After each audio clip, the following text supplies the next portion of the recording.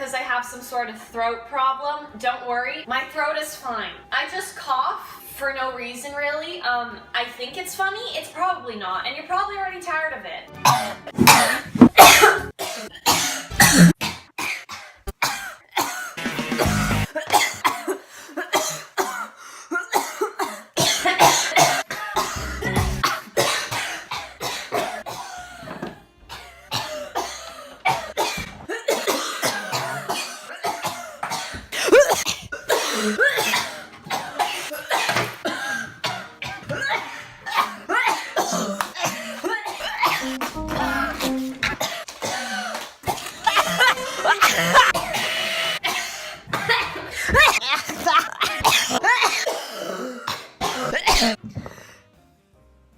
You thought I was gonna cough there. Well, I didn't.